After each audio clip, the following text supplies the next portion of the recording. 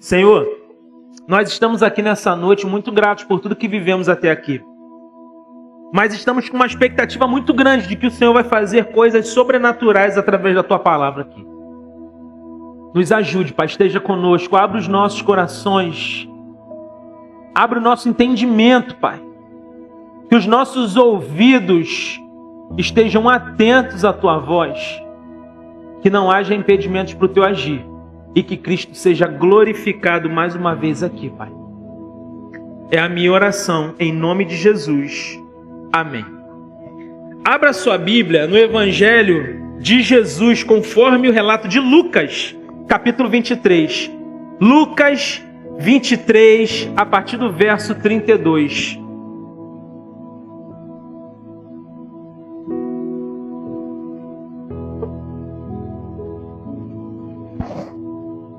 Lucas 23, a partir do verso 32.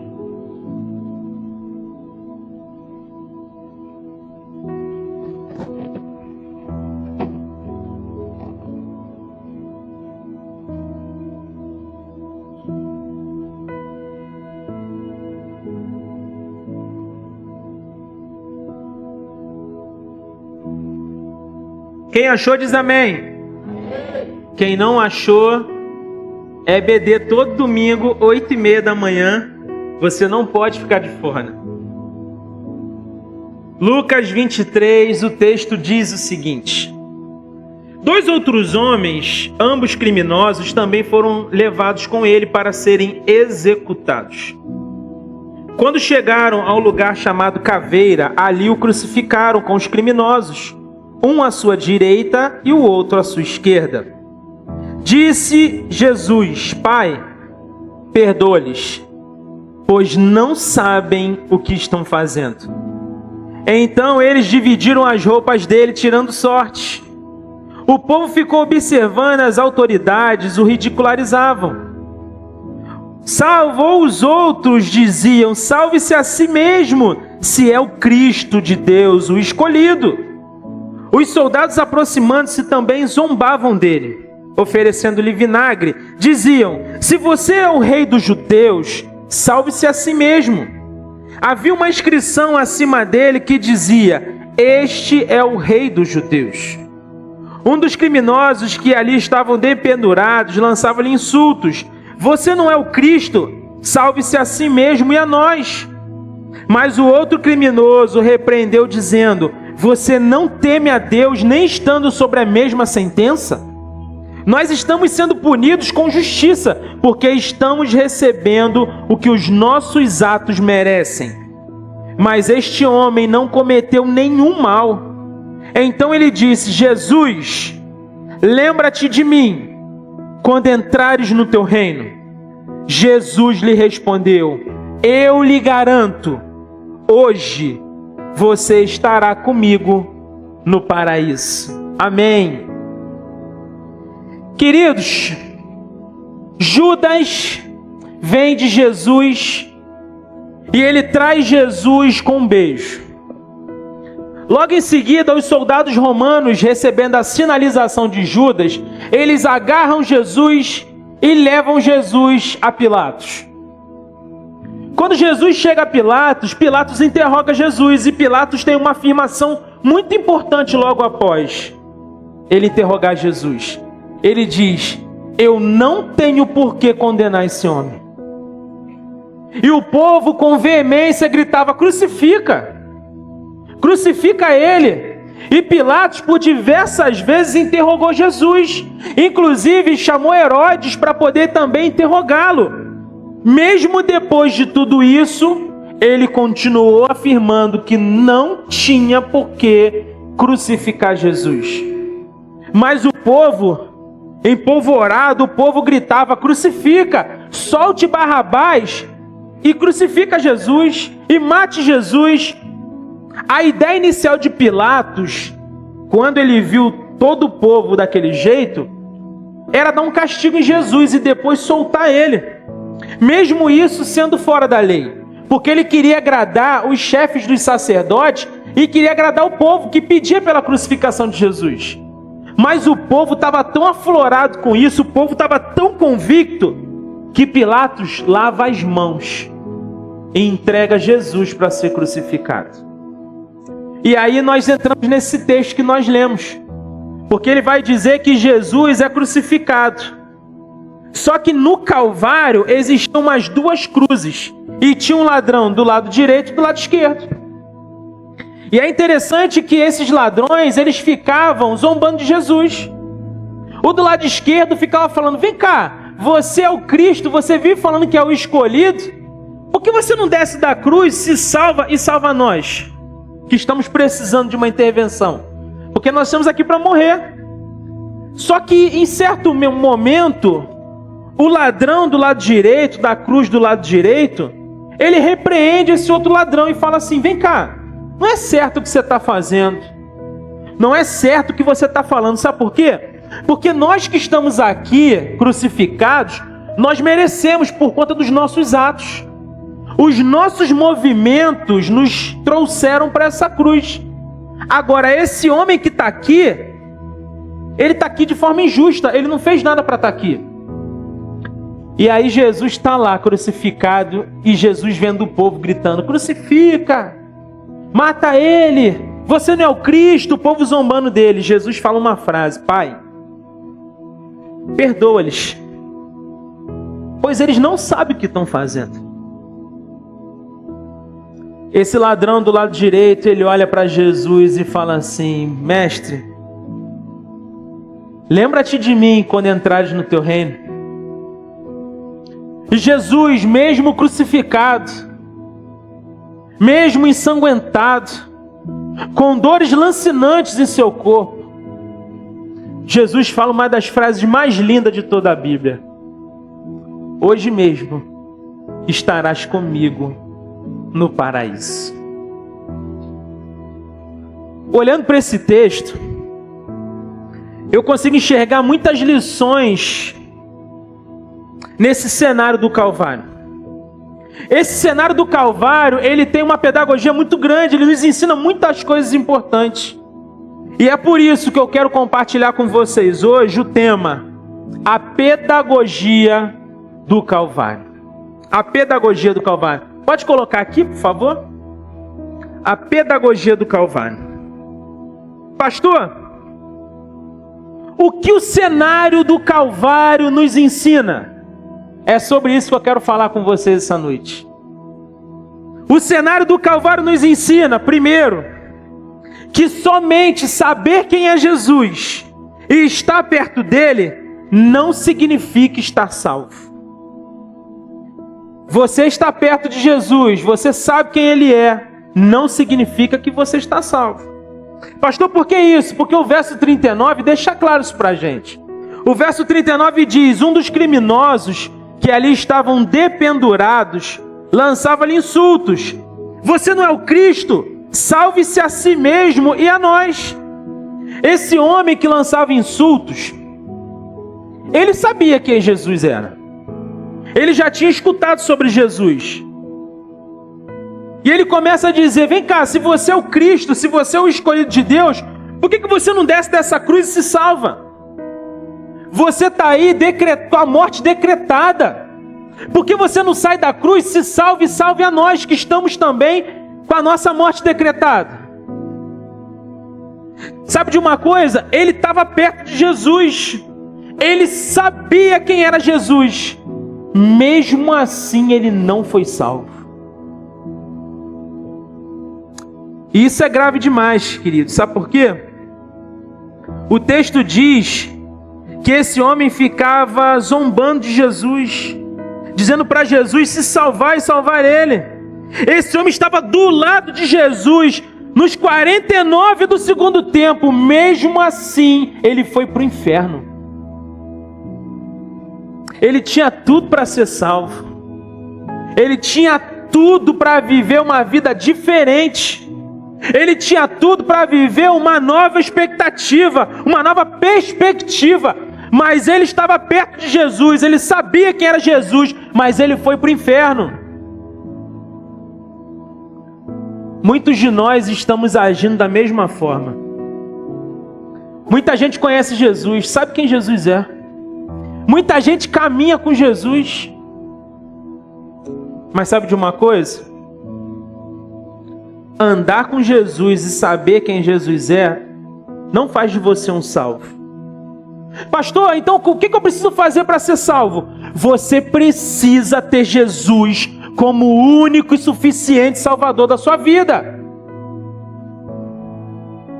Mas ter Jesus como único e suficiente Salvador da sua vida não é somente levantar as mãos e dizer, eu quero viver com Ele. Você tem que viver de acordo com as regras dele.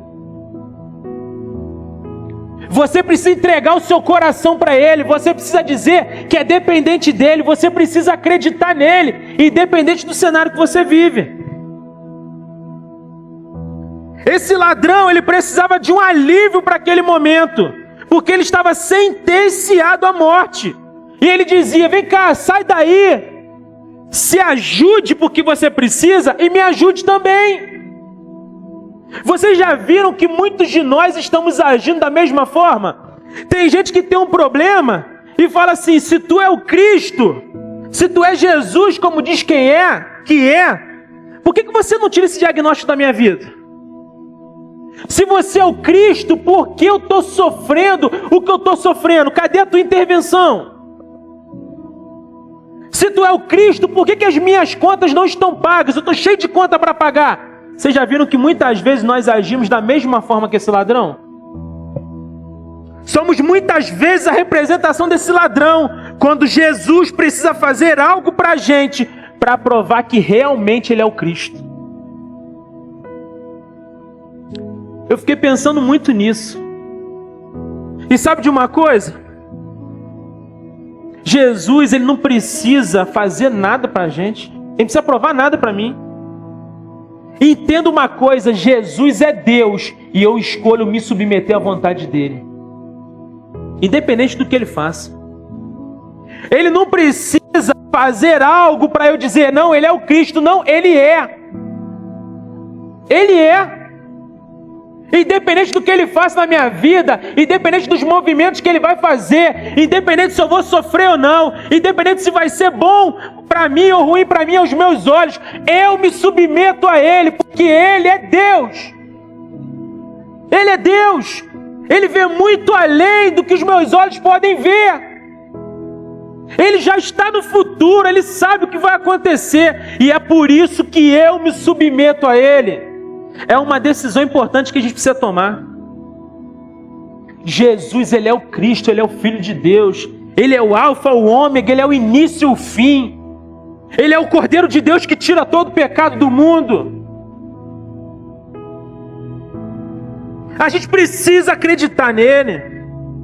Só que a nossa visão muitas vezes é muito limitada. E a gente se parece muito com esse ladrão. Sabe por quê? O ladrão está dizendo, vem cá Jesus, você não é o Cristo? Desce da cruz, se salve e salve a mim também. Mal sabia ele que a coisa mais poderosa que já aconteceu em todo o universo foi o próprio Deus ser colocado numa cruz e morrer pelos nossos pecados, para que tivéssemos vida e uma vida abundante. A coisa mais terrível que poderia acontecer com a gente era Jesus descer daquela cruz. Que bom que Ele foi obediente até o fim. E é por isso que nós estamos aqui hoje com uma perspectiva melhor de vida, porque Ele permaneceu na cruz do Calvário. A nossa visão é limitada. A nossa visão é limitada. Esse ladrão nos ensina que mesmo conhecendo Jesus, estando perto dele, nós podemos ser condenados pelas nossas ações. Eu preciso te fazer alguns alertas aqui essa noite. Falar de Jesus não... Ah, pastor, mas eu falo de Jesus. Isso não te salva, não.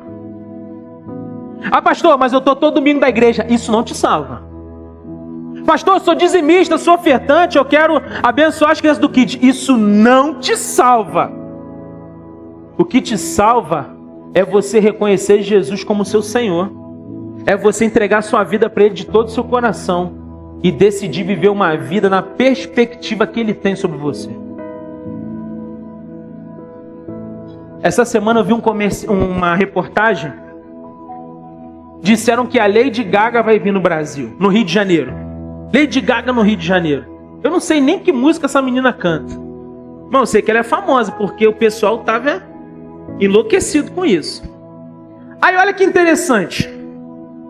Lady Gaga no Rio de Janeiro.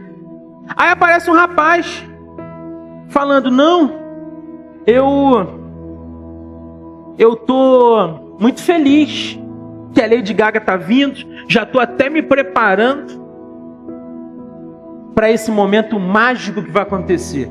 Aí eu tô olhando aquilo. Aí ele começa a contar pro repórter. Quando ela veio da última vez no Rio de Janeiro, sabe o que aconteceu? Eu joguei uma Bíblia nela. Aí quando falou em Bíblia, opa, prestei atenção. Ei, vamos ver quem vai sair daqui. Eu joguei uma Bíblia nela. A repórter, como é que foi isso? Não, porque eu escrevi uma carta dizendo quem Jesus era. Coloquei essa carta dentro da Bíblia e joguei a Bíblia na Lady Gaga. Bateu nela, mas eu estava louco para ela pegar essa Bíblia, para ela ler a carta, porque talvez ela poderia conhecer Jesus.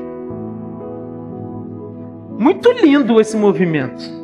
Falei, uau, que movimento maravilhoso, que estratégia do céu, que coisa espetacular. Seria muito lindo se esse jovem que estava dando essa entrevista, alguns anos depois, não tivesse se transformado em uma mulher. Porque ele agora não é mais homem, ele é mulher na certidão de nascimento. Mudança de gênero. Eu fiquei pensando, ele escreveu uma carta dizendo quem era Jesus, mas na verdade ele não conhece Jesus. Ele tinha uma Bíblia com ele, mas essa Bíblia não mudou a vida dele. Ele dizia que caminhava com Jesus, mas na verdade ele caminhava sozinho. Porque quando a gente caminha de verdade com Jesus, ele muda a nossa vida. Hoje é uma noite de fazer, hoje é noite de análise aqui, nossa. Será que de fato eu estou salvo? Será que de fato, se eu morro hoje, eu estarei com Cristo no paraíso? É uma análise que precisa ser feita hoje, sabe por quê? Nós não sabemos o dia de amanhã. Semana passada eu peguei 4 aviões em uma semana. No último, eu sentei no último banco do avião. Pensa num problema que é. Você sente o avião o tempo todo. Você tem certeza que o avião está caindo o tempo todo. E aí eu via minha esposa e minhas filhas olhando para mim assim, ó. Eu tranquilo lá. Falei, se o avião cair depois de meio-dia, eu tomo café da tarde com Jesus. Se ele cair à noite, eu janto com Jesus. Se ele cai de manhã, eu tomo um café da manhã com Jesus. A gente precisa dessa convicção. Se a gente morre hoje, para onde a gente vai? Aquele ladrão, Jesus olhou e falou, hoje mesmo, estarás comigo no paraíso. Será que essa é uma realidade para as nossas vidas? A gente precisa prestar atenção com isso. Mas em segundo lugar, o que o cenário do Calvário nos ensina? Ele nos ensina que o arrependimento pode mudar o nosso futuro. Pastor, como é isso? O arrependimento pode mudar o nosso futuro. Os versos de 40 a 42 dizem isso, porque diz o seguinte: mas o outro criminoso repreendeu, dizendo: você não teme a Deus, nem estando sobre a mesma sentença? Nós estamos sendo punidos com justiça, porque estamos recebendo o que os nossos atos merecem. Mas este homem não cometeu nenhum mal. Então ele diz: Jesus, lembra-te de mim quando entrares no teu reino. Esse ladrão, queridos, do lado direito, esse ladrão, ele teve o que nós chamamos de metanoia. Pastor, por que isso? Metanoia é mudança de mente. Metanoia é mudança de rumo. Porque quando você vai em Mateus, quando você pega esse texto que é sinótico com Mateus, você consegue ver que esse ladrão também zombava de Jesus. Esse ladrão também estava zombando de Jesus, mas agora ele está defendendo Jesus. Por quê? Metanoia. Ele teve uma mudança de mente.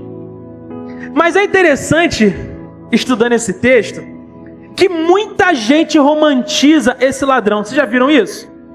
Existem estudos que as pessoas chamam esse ladrão de o bom ladrão. O bom ladrão, já viram isso? O bom ladrão. E aí eu fui ver sobre isso, o bom ladrão. O Novo Testamento, ele é escrito no grego, ele foi escrito no grego. E quando você pega a palavra ladrão no grego, ela tem 3 sentidos. São 3 variações da palavra ladrão. Uma é kleptes. É a palavra que fala, é o ladrão que gosta de roubar as coisas. Tanto que vem da palavra cleptomaníaco, aquela pessoa que tem a doença de roubar. Já viram isso? A segunda variação dessa palavra do grego é karkugos. Karkugos, que era aquele ladrão que gostava de fazer motim. Já viram aquelas pessoas que o governo disse que a partir de agora vai taxar as compras internacionais. E eles têm motim para não pagarem as taxas internacionais. Era aquele ladrão que gostava de fazer motim. Mas a terceira derivação dessa palavra, o terceiro sentido dessa palavra, é do grego lestai. Esse ladrão lestai era a pior raça de ladrão que tinha. Era aquele ladrão que gostava de matar pessoas com requinte de crueldade. E quando você vai estudar sobre a história de Barrabás, aquele que foi solto no lugar de Jesus, que o povo escolheu ele, esse Barrabás era lestai, inclusive ele era o líder desses 2 homens da cruz. E esses 2 homens que estavam na cruz com Jesus lá, eles também eram lestai, ou seja, esse homem que conhecem ele por aí como bom ladrão, ele era o pior ladrão, o ladrão da pior raça possível. Quando você vai entender sobre a vida de um lestai, esses homens eles eram muito cruéis com quem não gostava de ficar no bando deles. Existe uma história que eles mataram cerca de 700 mulheres e crianças porque elas não quiseram participar dos seus motins. Esses ladrões lestais, sabe o que eles tinham costume de fazer naquela época?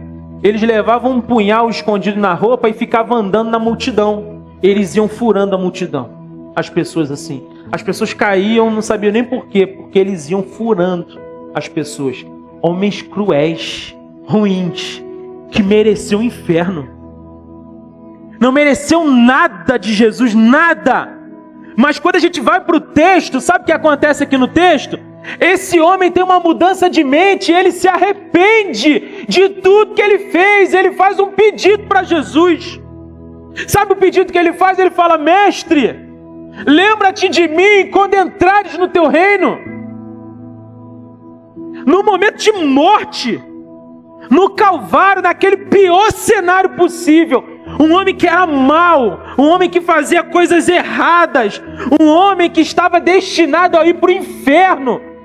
No final da sua vida ele fala: mestre, lembra-te de mim quando entrares no teu reino.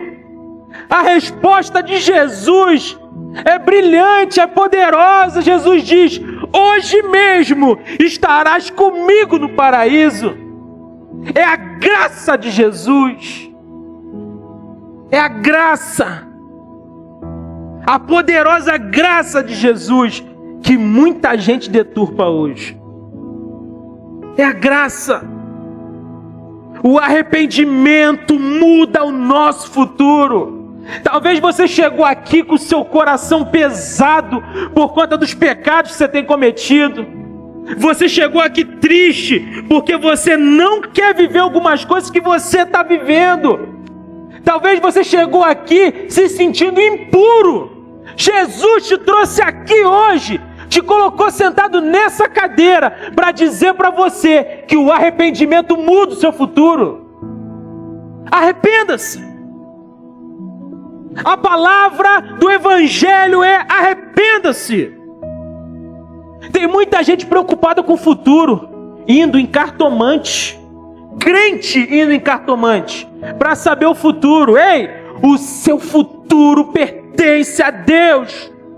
O seu futuro está nas mãos daquele que tem todo o poder e autoridade sobre todas as coisas. Acredite no seu Deus. O seu papel é se arrepender, ter uma metanoia a partir de hoje. Até aqui você cometeu coisas que você sabe que está errado. Chegou a hora de você mudar de vida. O Evangelho é novidade de vida. Se você não está vivendo uma novidade de vida, a notícia que eu tenho para você é: você não está vivendo o Evangelho. A boa notícia é que você pode se arrepender hoje e viver um novo tempo com Jesus. Esse ladrão, no fim dos tempos, no fim da vida dele, ele muda a história. Arrependa-se. Arrependa-se, porque existe um futuro lindo para você. Só eu sei os planos que tenho para vós, diz o Senhor. Planos de fazê-los prosperar e não lhes causar dano, para que tenham esperança e um futuro. Glórias a Jesus. Mas em terceiro lugar, o que o cenário do Calvário nos ensina? O cenário do Calvário nos ensina que o maior desejo de Jesus é o de salvação. Jesus quer te salvar. Jesus quer me salvar. Jesus quer salvar a todos nós. Versos 43, Jesus lhe respondeu: eu lhe garanto, hoje você estará comigo no paraíso. Hoje. Você já parou para pensar uma coisa muito importante? Jesus está ali no Calvário. E o movimento de Jesus já é um movimento de salvação da humanidade. Porque ele se entregou como pecado pelos nossos pecados. Só que Jesus está ali ligado no que aqueles dois homens estão dizendo. Um está zombando e o outro repreendendo o zombador, dizendo que quer viver uma nova vida. É interessante que mesmo se entregando por toda a humanidade, Jesus está atento ao arrependido. Jesus está atento e Jesus fala: hoje mesmo, filho, estarás comigo no paraíso. Jesus quer salvar. Jesus hoje quer te alertar que existe salvação para você. Ah, pastor, mas minha vida é uma vida muito cruel. Eu já passei por tantas coisas ruins. Eu já matei, eu já roubei, eu já adulterei, eu já fiz coisas terríveis. Tem salvação para você. Pastor, já soneguei impostos. Já fiz tantas coisas que você nem imagina. Tem salvação para você. Se o teu passado te condena, Jesus não te condena. Se a tua vida é uma vida de crueldade, Jesus está aqui hoje transformando a sua vida. A partir de hoje, você é testemunho da graça e misericórdia de Jesus. Pastor, mas minha vida é cheia de erros. Isaías 43, 25. Sou eu mesmo, aquele que apaga suas transgressões por amor de mim e que não se lembra mais dos seus pecados.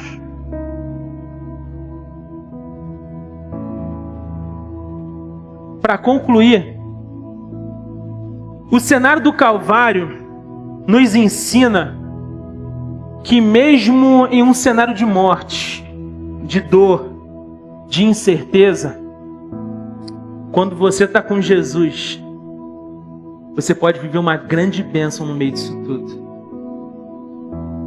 Aquele ladrão estava sentenciado à morte. Já não tinha mais chance para ele. Mas naquele cenário de morte, ele recebeu a maior bênção que uma pessoa pode receber na vida, que é a salvação, que é viver no paraíso com Jesus.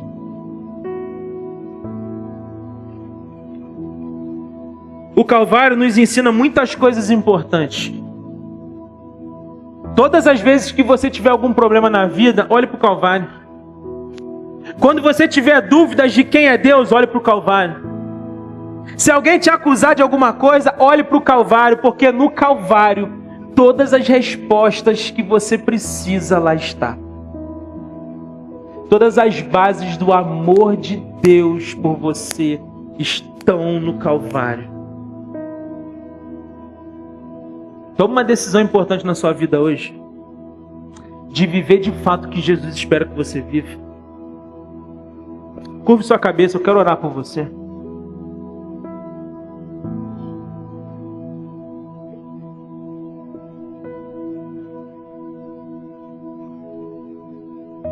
Pastor, eu tomo uma decisão muito importante hoje.